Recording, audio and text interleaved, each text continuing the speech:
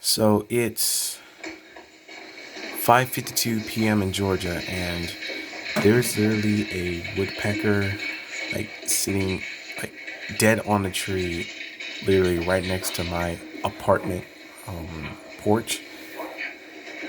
And this is just amazing because he, I mean, he can't see me or my mom because we're in the house. Like, obviously, he can't see us from that far, but I've never seen a woodpecker in real life, like literally up this close.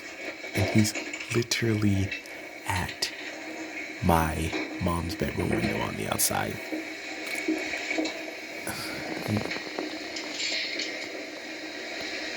And now I'd like the key.